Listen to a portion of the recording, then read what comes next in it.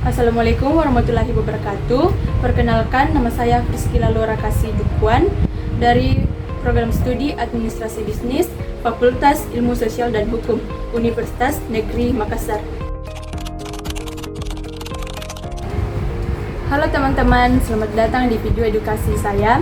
Di video ini saya akan membahas tentang bahasa dalam media sosial.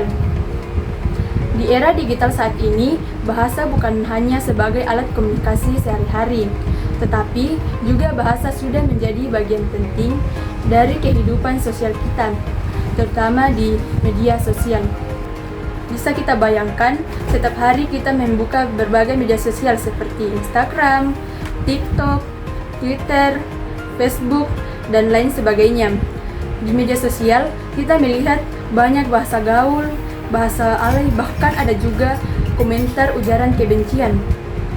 Pernahkah kalian berpikir tentang bahasa yang kita gunakan di media sosial? Bahasa yang kita pilih bukan hanya mencerminkan siapa diri kita, tetapi juga bisa mempengaruhi pemikiran orang lain. Dan bahasa yang kita gunakan bisa membangun hubungan atau justru sebaliknya dapat merusak hubungan. Dalam video ini, saya akan membahas lebih dalam mengenai bahasa dalam media sosial. Bahasa yang kita gunakan di media sosial seringkali kita anggap lebih santai dan cepat, serta kita cenderung menggunakan singkatan untuk memudahkan komunikasi. Misalnya, kita sering mendengar atau melihat penggunaan kata OMG, OTW, LOL, dan OOT. Namun, singkatan ini tidak sepenuhnya dapat dipahami oleh semua orang, termasuk orang tua dan orang asing.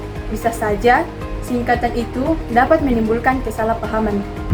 Selain itu, banyak juga yang menggunakan bahasa gaul seperti mantul, guys, bucin, dan bestie. Bahasa gaul ini mendorong kreativitas dalam berbahasa, namun di sisi lain dapat menurunkan kemampuan berbahasa Indonesia yang baik dan benar, serta dapat menimbulkan kesalahpahaman dalam konteks formal. Adapun bahasa alay seperti gue, lo, kamu kok gitu sih, dan halo guys, di mana huruf A diganti menjadi angka 4 karena hampir sama dengan huruf A, dan huruf O diganti menjadi angka 0 karena hampir sama dengan huruf O. Bahasa alay seperti itu sering dianggap lucu, tapi kadang juga membingungkan dan menyulitkan seseorang untuk membacanya, terutama bagi orang tua. Dan menurut WR Sosial, sekitar 60% pengguna merasa terganggu dan bahkan dapat memicu ejekan lintas generasi. Di dunia maya, kita menemukan banyak komentar pada postingan di media sosial yang penuh dengan hujatan, kebencian, bahkan hinaan. Dan menurut survei Kominfo, lebih dari 30% netizen Indonesia pernah menyebarkan ujaran kebencian tanpa sadar. Ujaran kebencian sendiri adalah bentuk komunikasi atau diskriminasi terhadap seseorang atau sekelompok orang berdasarkan ras, agama, etnis, dan gender. Ujaran kebencian ini dapat memicu konflik sosial, merusak mental korban, dan melanggar Undang-Undang Informasi dan Transaksi Elektronik, serta dapat merusak hubungan antar individu.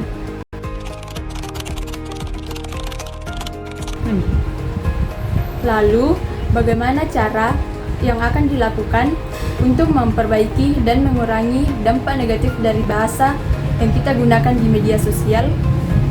Yang pertama, gunakan bahasa gaul secara bijaksana. Mengikuti tren di media sosial itu wajar, tetapi kita harus tetap menjaga kesopanan dalam media sosial. Kedua, pahami konteks penggunaan bahasa. Bahasa gaul atau bahasa alay hanya digunakan di lingkungan santai, seperti chattingan dengan teman dekat. Tetapi, di media sosial, pilih bahasa standar yang mudah dipahami oleh semua orang. Yang ketiga, pahami dan hargai keberagaman yang ada. Media sosial membawa kita bertemu dengan berbagai orang dari latar belakang yang berbeda. Oleh karena itu, penting untuk menggunakan bahasa yang baik dan benar, serta menghargai perbedaan. Yang keempat, melakukan kampanye positif di media sosial. Isi dari kampanye ini yaitu mengajak teman-teman menggunakan bahasa yang santun dan membangun. Yang kelima, menjaga etika dalam berbicara. Penting untuk kita selalu menjaga etika dalam berkomunikasi, hindari bahasa kasar atau menghina untuk menciptakan ruang digital yang aman bagi semua orang. Yang keenam, berpikir sebelum berkomentar. Terkadang, emosi mempengaruhi cara kita berbicara. Oleh karena itu, kita harus berhati-hati dan berpikir terlebih dahulu sebelum menulis komentar agar kita dapat menghindari konflik. Bahasa di media sosial mempunyai pengaruh yang besar terhadap kehidupan sosial kita, karena bahasa dapat mencerminkan siapa diri kita dan bagaimana cara kita berinteraksi dengan orang lain. Jadi, sebagai pengguna media sosial yang bertanggung jawab, kita harus selalu berpikir kritis, menjaga etika dalam berkomunikasi, dan memilih kata dengan bijak.